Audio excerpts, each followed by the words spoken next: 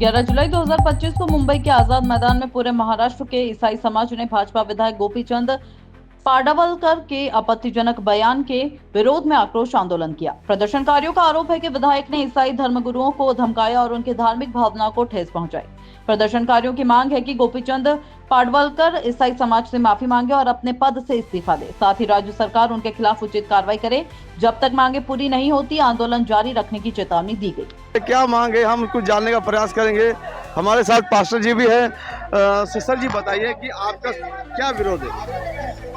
आज हम सब क्रिश्चियन लोग यहाँ पे आए हैं। जो एक भाजपा के एमएलए है, उन्होंने जो ईसाई जो समाज है उसके खिलाफ जो भी बातें की है, गलत बातें की है, उसका हम निषेध करते हैं। और हम सरकार को विनती करते हैं कि पूरे क्रिश्चियन कम्युनिटी को आप प्रोटेक्शन दो और जो भी गलत चीज़ और जो गलत बात वो बोल रहे हैं उसको आप रोको और उसके ऊपर आप कुछ कार्रवाई करो और एमएलए पद से उनको हटाए।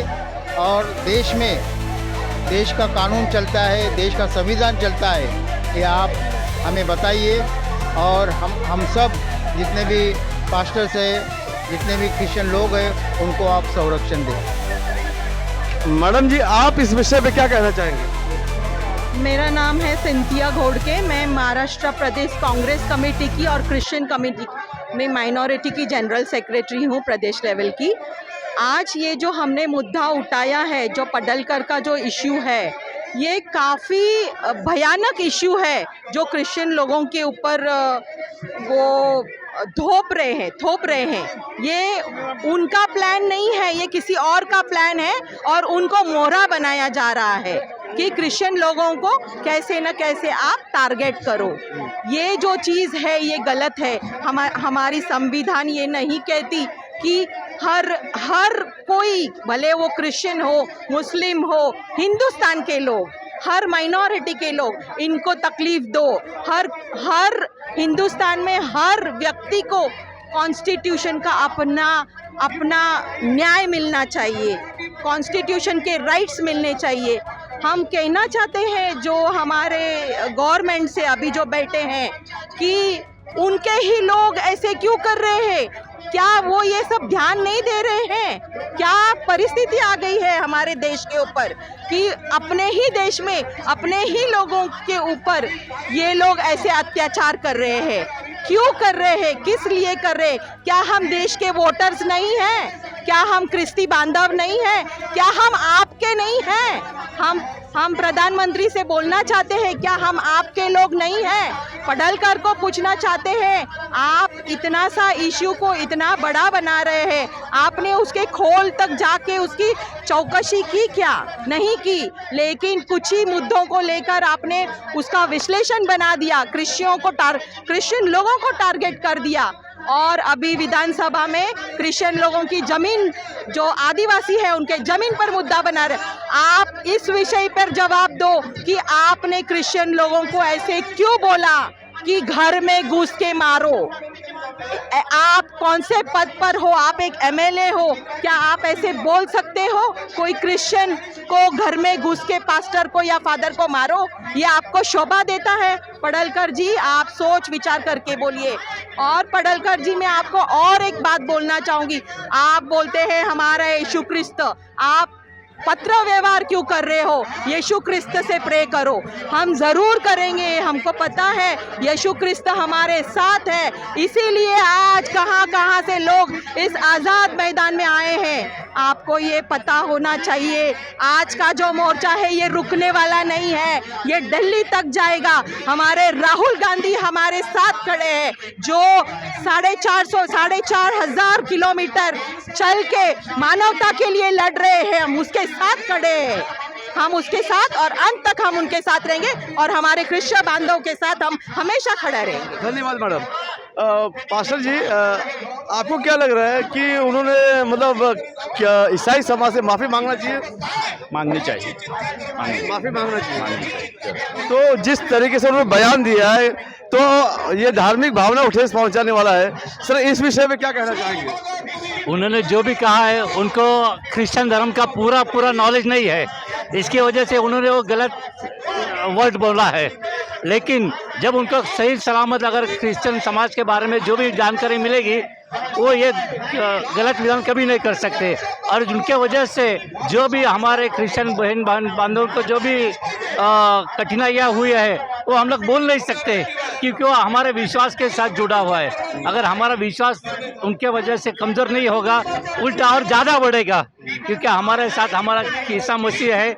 और जब ईसा मसीह के नाम से हम खड़े होते हैं तो हमको कोई डर नहीं लगता है। और लेकिन जब एक परालकर साहब जब बोलते हैं और उनके साथ जो भी उनके पॉलिटिकल लीडर्स हैं, उनको हम मरवाना चाहते हैं कि पहला हर एक धर्म का आप पूरे जड़ तक आप पढ़ाई कीजिए, यानी मतलब पूरे धर्म का एनालाइज करने के बाद ही उनको कहना चाहिए। हाँ, पूरे धर्म का अगर वो आप पढ़ाई करते हैं तभी आपको सच्चाई समझ में आएगी। अगर जब तक सच्चाई नहीं समझती तब तक हमारा जो भारत का जो मुख्य विधान है सत्यमेव जयते वो पूरा नहीं होगा। क्योंकि हम लोग जो करते हैं वो धर्म परिवर्तन नहीं करते, हम हृदय परिवर्तन करते हैं। जब तक हृदय परिवर्तन नहीं होगा तब तक आदमी को उसकी शांति नहीं मिलेगी और उसके मूलभूत स्वभाव का उसको अंदाज़ा नहीं आएगा। इसके लिए मैं पराडकर साहब और जो भी उनके सहयोगी उनसे आवेदन करता हूँ कि आप सही दिल से हर एक मुद्दे की सच्चाई जानिए और उसके हिसाब से आप वक्तव्य कीजिए। और हम ये उनसे आवेदन करते निवेदन करते हैं कि आगे चल के कोई भी ऐसी गलत फहमी न कीजिए, ताकि हर एक धर्म उनके खिलाफ हो जाए। क्योंकि हमारा भारत है वो हर एक धर्म के बलबूते पे खड़ा है। उसके साथ ईसाई, सिख, मुसलमान, हिंदू सब धर्म इकट्ठे हैं। और अगर उनका एक भी बयान गलत होता है हमारे भारत में अशांति फैलाने का कारण वो हो सकता है। धन्यवाद सर जी। जिस प्रकार से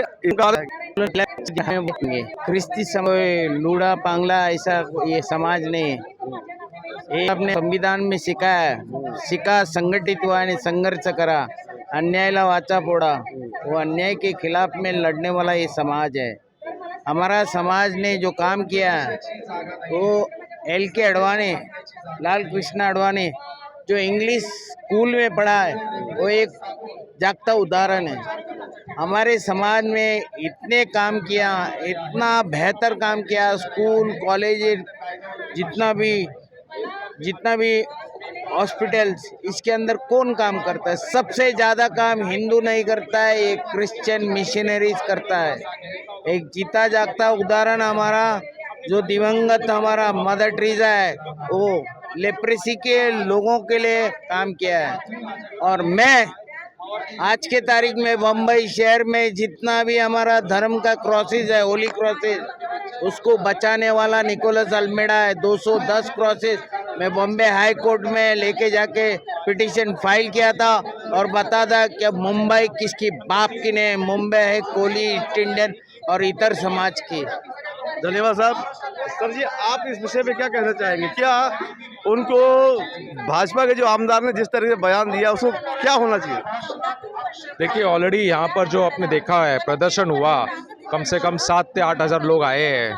तो ये आपको यहाँ से आपको एक संदेश मिलता है कि लोग निषेध कर रहे हैं, निषेध है इनके ऊपर जो उन्होंने ये सब कहा है।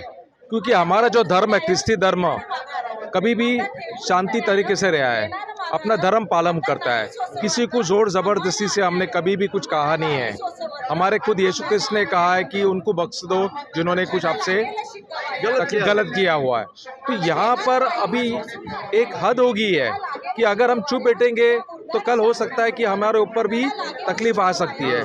तो मैं तो बोलूँगा, जैसा बोलते हैं ना कि अन्य करना पाप है, मैं तो बोलूँ अन्य सहना भी पाप है। बिल्कुल। तो आज इस हिसाब से आज हम सब ख्रिस्ती समूह एक साथ आए हैं यहाँ पर। और आज जो बॉम्बे कैथलिक सभा है, हमारी संस्था जो है, मैं उपाध्यक्ष हूँ, आज हमने फुल सपोर्ट दिया है ये सक्का ख्रिस्ती समाज को।